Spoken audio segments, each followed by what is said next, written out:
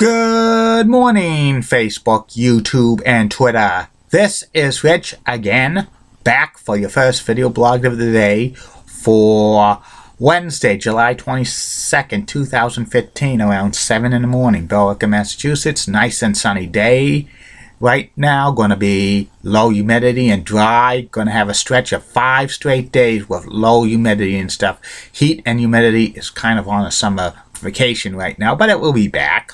Some news to report.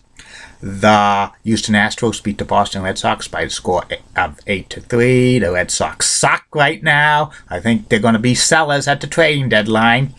And the Lowell Spinners beat Tri-City by the score of 2-1. And it's only a few more weeks before the puck drops in the NHL season. Can't wait, especially with the Red Sox sucking this year.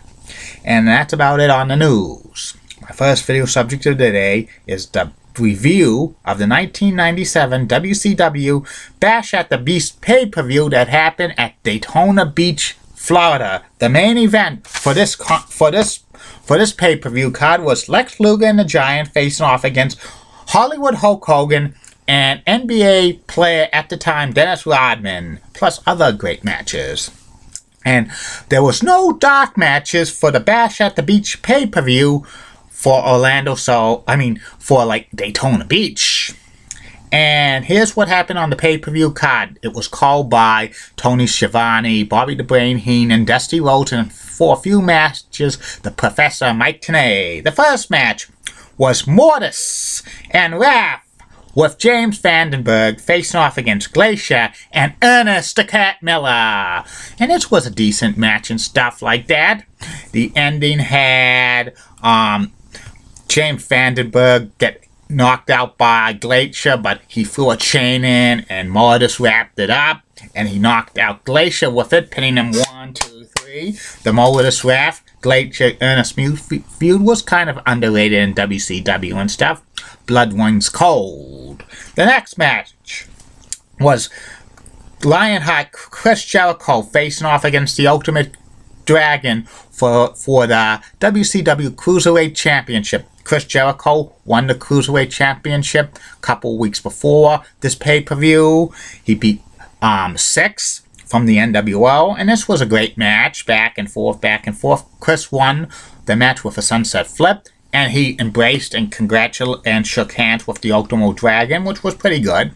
Next match was a #1 contenders match for the WCW World Tag Team Championship. It was the Steiners.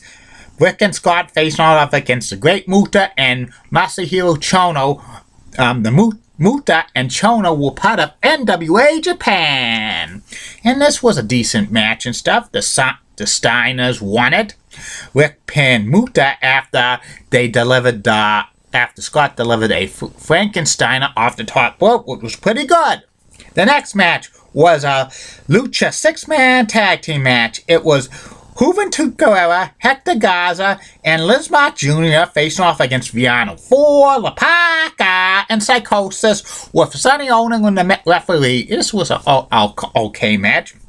Ending of the match had Viano 5 come down and replace Viano 4 because they were masked wrestlers, match luchadors, but it had no effect on the match because Hector Garza pinned Viano 5 with a springboard splash off the top rope, which was pretty awesome. The next match was a retirement match. It was the Crippler Chris Benoit facing off against Kevin Sullivan of the Dungeon of Doom with the Mouth of the South, Jimmy Hart, and Jacqueline in his corner, and whoever lost this match would be retired from WCW forever.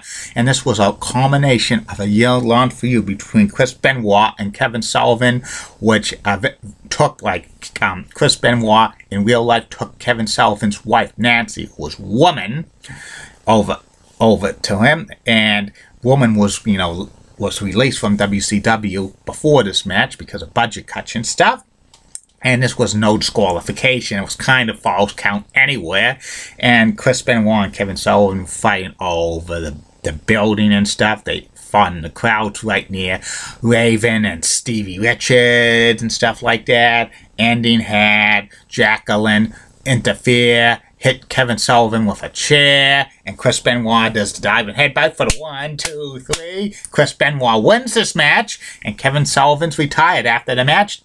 The mouth of South Jimmy Hackett's mad. He told, you let the Dungeon of Doom down and stuff. You let everybody down. Kevin Sullivan just pushed Jimmy hard and stuff. And Kevin Sullivan basically retired from the world of professional wrestling. He was focusing more as backstage at the book of WCW.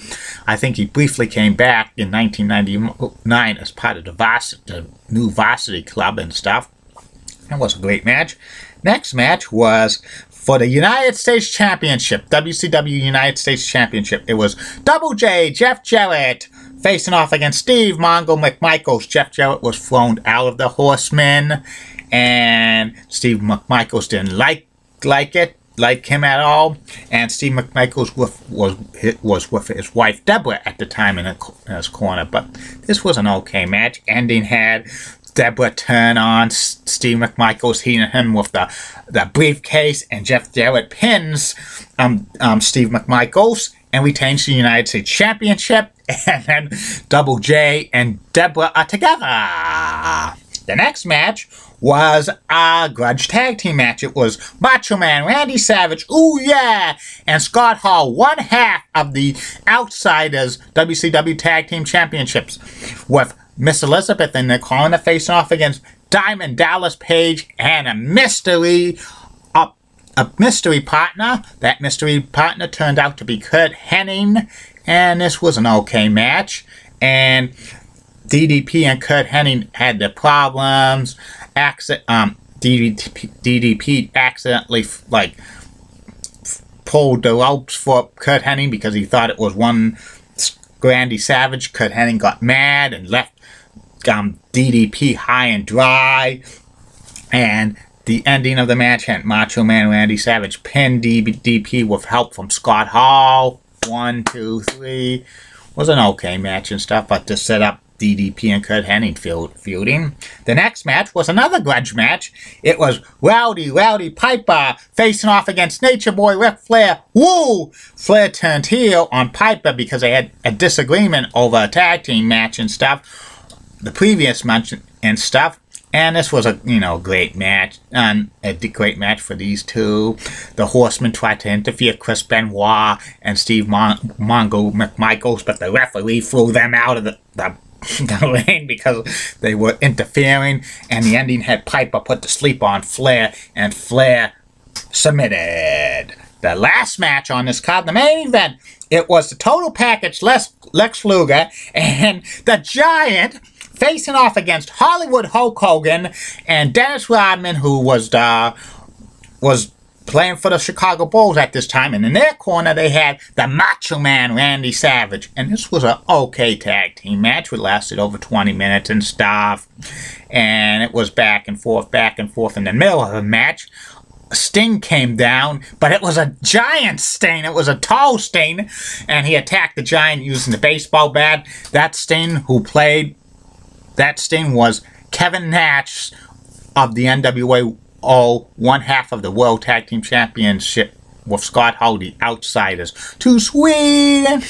And the ending had Lex Luger put the torture rack on Hulk Hogan, and Hulk Hogan submitted. Afterwards, Lex Luger put the torture rack on Dennis Rodman, and then Macho Man Randy Savage. Lex Luger was on a roll around this time, and this roll that he was on led to him to win the WCW World title off of Hulk Hogan on a Monday Nitro in August of 1997, like a few days before Hog Wild pay-per-view. There was also the 200th episode of Monday Nitro, but he lost it a few days later to Hulk Hogan. And this Bash at the Beach pay-per-view was solid, but not as good as the one preceding it, 1996. There were some solid matches and stuff, but some matches, which were kind of like a little bored, like especially the Luchador match sometimes, and also the Steiner's match and stuff. I give it like a B. And tomorrow I'm going to review Bash at the Beach 1998, which happened in Cox Arena in San Diego, California. Have a good day, Facebook, YouTube, and Twitter. 2 more video blogs coming your way. First video blog will be about only 2 cities applied for NHL expansion franchises, Las Vegas and Quebec City. Tell you about, I think, the background about that and what I feel what's going to happen. And the third and final video blog of the night is former NBA player Sean Kemp, a future pro basketball Hall of Famer. Keep calm, and I'm Julie Bratton Guy, Molly Rosenblatt, Fox 35 Rocks, and in the words of WWE owner Vince McMahon, you got no chance in hell. Have a good day. Bye.